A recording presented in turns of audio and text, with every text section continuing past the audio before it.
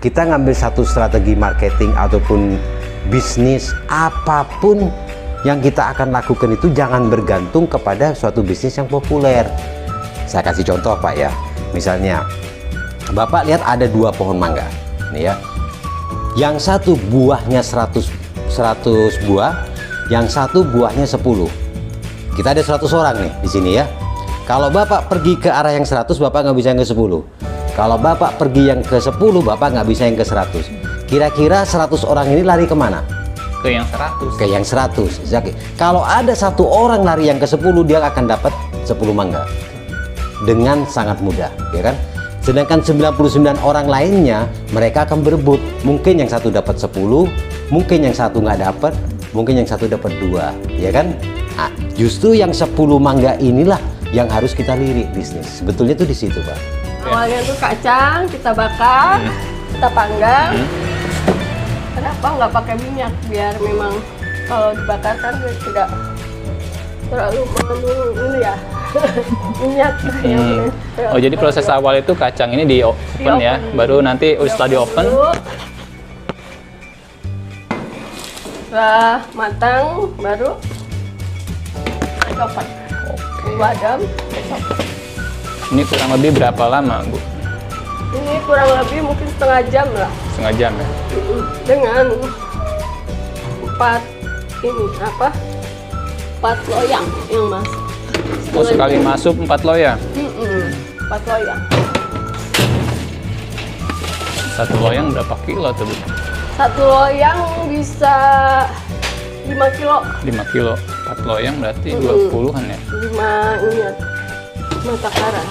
Setelah itu udah dibakar matang seperti ini, baru kita siap buat dicopot. Oh, proses itu giling ya? Kenapa kita pilihnya pakai gula ini? Karena kan kalau gula halus itu dia manisnya kurang. Tapi kalau dari gula murni begini, kita giling sendiri jadi halus, dia manisnya kan tidak berubah. Pertama-tama kita halusin gulanya dulu.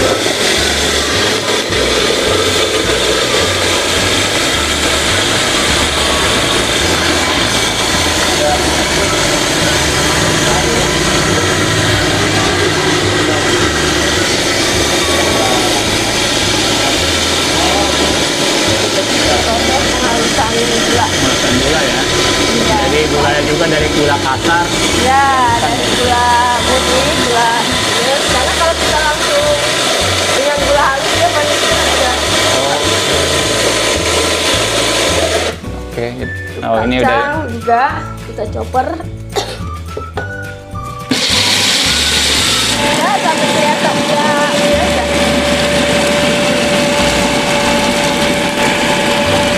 Kalau kenapa kita masih ada kasar biar ada rasa kacang ini kasar. Biar ada teksturnya dapat ya.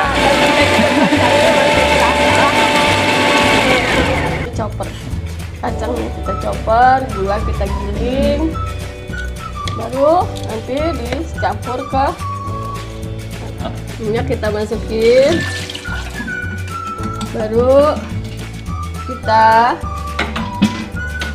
hidup-hidup biar rata. Apa tuh, Bu? Baru kita masukkan yang tadi gula sama kacang yang udah kita Udah di mix ya? ya yang udah kita mix.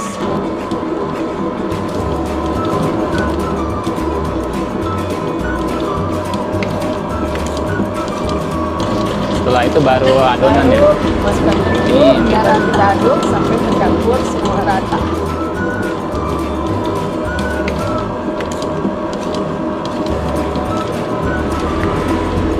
Nah, ini semua terigu, cuman kita masukinnya bertahap biar dia tercampur rata.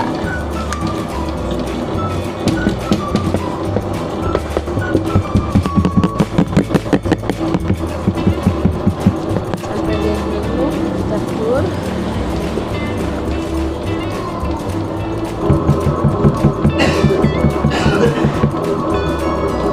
Adonan ini sampai dia benar-benar kecampur antara gula, kacang, tepung, dan minyak. Jadi sampai dia tuh nanti membentuk adonan yang rata. Terus ini kurang lebih bisa 5 sampai 10 menit lah. Diaduk-aduk terus nih. Enggak juga sih, sekiranya ada yang kumpul baru kita pinggir-pinggirnya ini kita rata. Kalau untuk di sini anak-anak kurang lebihnya satu hari 15 gilingan. Nanti kalau satu cabang 15 gilingan ya kurang lebih sekitar 40 satu hari. 40 gilingan. Ini buat kue Kacang aja ya? ya, kalau yang kue kering mereka lain ya. Kalau yang mesin ini dia khusus kue kacang ya. Udah campur rata, baru bisa diambil sama anak-anak satu gilingan. Biasanya anak-anak itu mereka bisa dapat satu orang itu dua gilingan. Dua gilingan. Oh, Ya, mereka biasanya pakai ini untuk merata. Kita perlu bantuan bingkai dengan diletakkan di meja, taruh adonan yang tadi, setelah itu diratakan, kemudian mereka giling dengan bantuan alat giling sampai tertata, baru mereka cetak.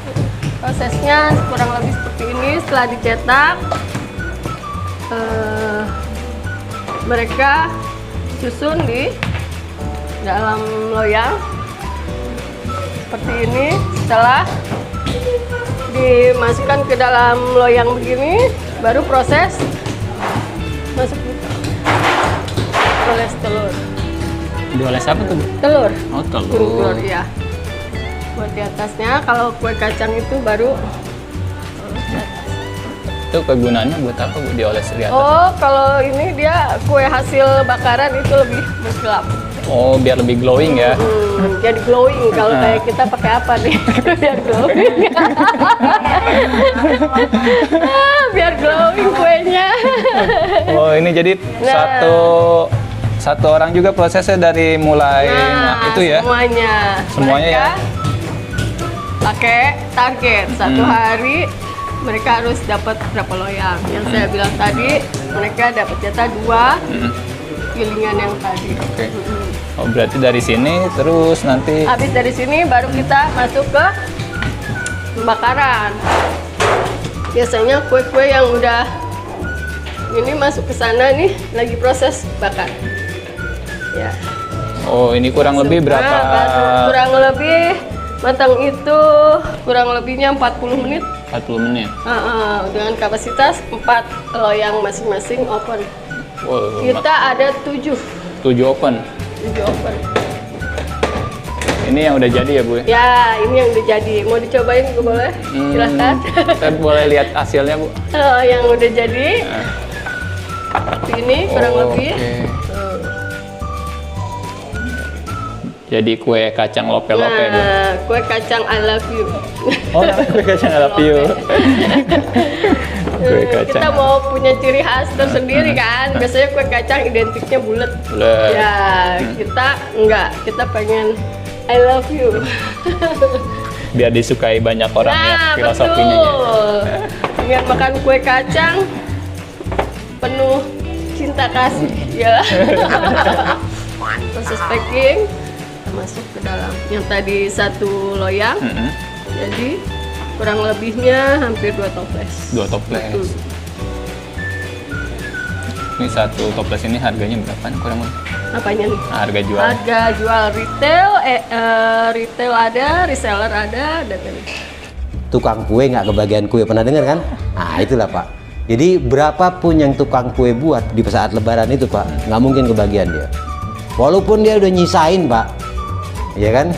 Itu sampai ada istilah, wah ini bekas toples yang itu ya dicuci lagi ya, kadang-kadang kan gitu Pak. Soalnya saking susahnya toples itu kan banyak loh Pak istilah-istilah itu yang kalau saya baru dengar sih Pak ya, istilah-istilah seperti itu tuh.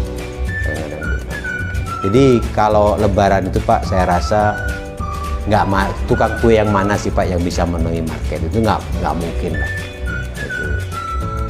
Berapa Pak kemarin Pak kalau boleh tahu? Ya di atas 500 lah Pak. 500 juta ya lebaran. Iya.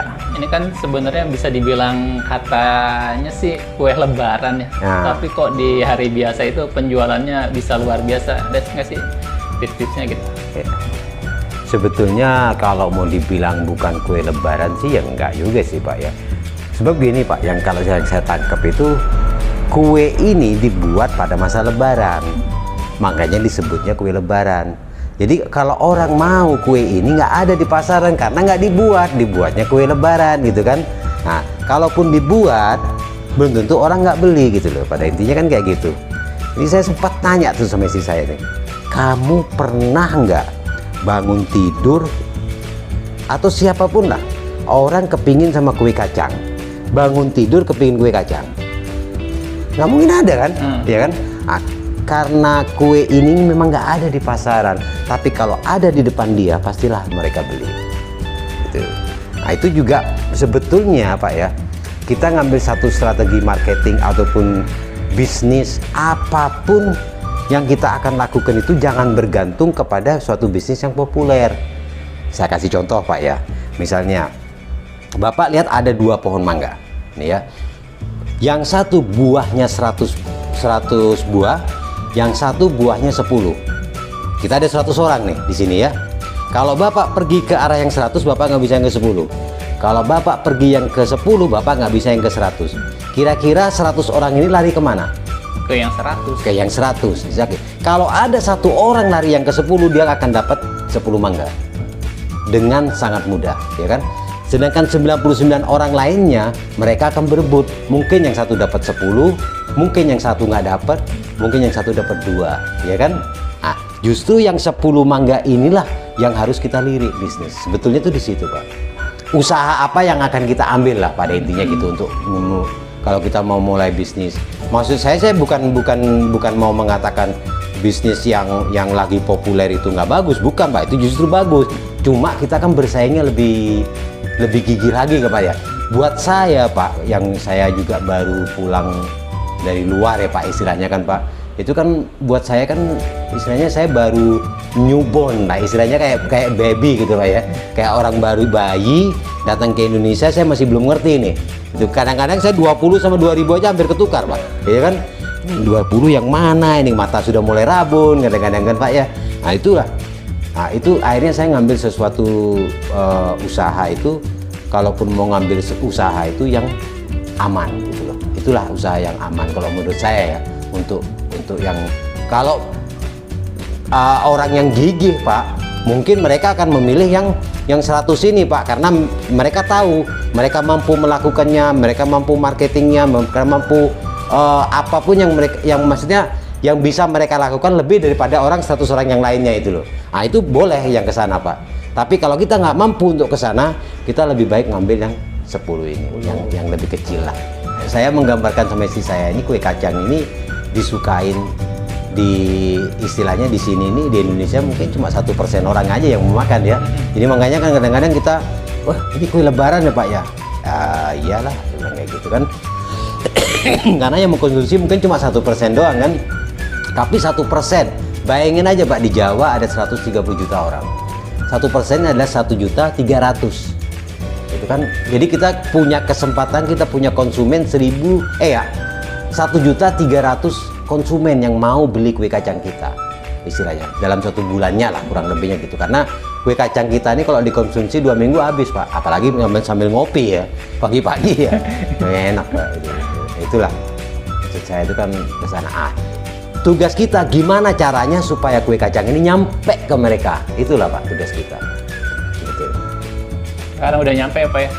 Alhamdulillah ya, kita nggak semuanya masih nyampe Pak ya. Tapi kan kita kan terus berusaha Pak, gimana caranya supaya bisnis ini berkembang. Itu memang kita kan sebatas apa Pak ya? Coba ini flashback aja Pak ya, flashback Pak ya. Orang kalau mau berusaha gitu, kita hidup ini kan satu ikhtiar sama doa ya Pak ya. Saya dulu pernah, istri saya tuh ngomong sama saya Pak, kata dia, nanti kita kalau di Indonesia kita jalan-jalan, kita muter-muter Indonesia. Ini kata istri saya Pak, ini secara nggak langsung dia tuh berdoa sama Allah kan. Saya bilang dan saya mengiyakan kan. Mungkin pada saat itu ada malaikat lewat, ya kan? Malaikat lewat sama malaikat diaminkan kan ya. Nah, akhirnya saya pulang ke sini, saya dapat masalah kue banyak Pak, ya kan? Akhirnya udahlah masukin ke mobil, kita jalan. Nah, secara nggak langsung coba flashback aja, saya inget, saya ngomong sama istri saya nih, kamu dulu pernah doa nggak ya sama Allah bahwa kita kepingin jalan-jalan keliling Indonesia? Nah, inilah doanya kita diterima sama Allah nih. Kita jalan-jalan, ada tempat wisata kita mampir, kita ngopi-ngopi, kita makan gitu kan ya. Habis itu selesai itu kita masakin lagi kuenya. Cuma jalan-jalan kita ini sambil bekerja, kayak gitu. Jadi saya muter Jawa loh Pak. Semua sudah saya hinggain itu. Bergerilya itu bener Pak, bener Pak.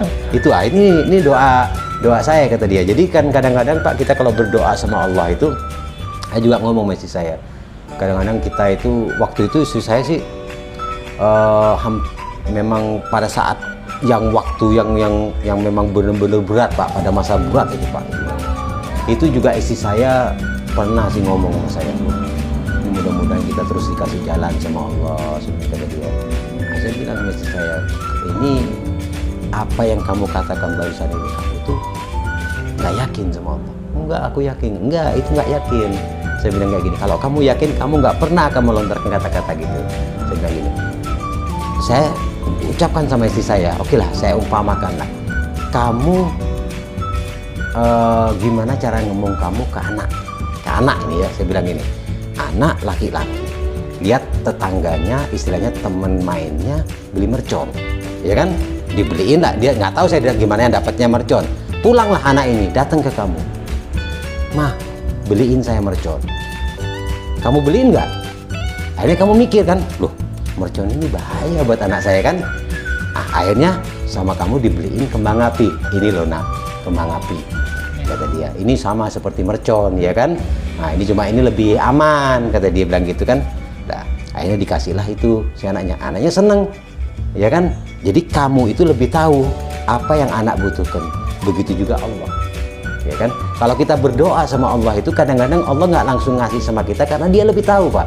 Ini kalau dikasih sekarang mungkin belum ini nih kan ya kan. Nah, ataupun diminta doanya, oh saya kepingin jualan bakso gitu misalnya Pak ya, sama Allah dikasih jalan, nggak taunya dijualan soto Pak ya kan. Kadang-kadang tuh memang Allah lebih tahu apa yang dibutuhkan sama hambanya, itu kadang-kadang di sana. Kalau motivasi Pak ya, motivasi buat kawan-kawan ya Pak ya, nah, ini ya boleh diambil boleh enggak lah ya Pak ya, ini kan cuma sekedar motivasi, mudah-mudahan membantu. Nah, kalau kalian suka apa yang kalian dapatkan sekarang ini, ya udahlah stay di situ, jangan terlalu kemana-mana karena banyak orang Pak yang memang sudah merasa cukup ya Pak ya, kadang-kadang sudah merasa cukup segitu, ya udahlah segitu.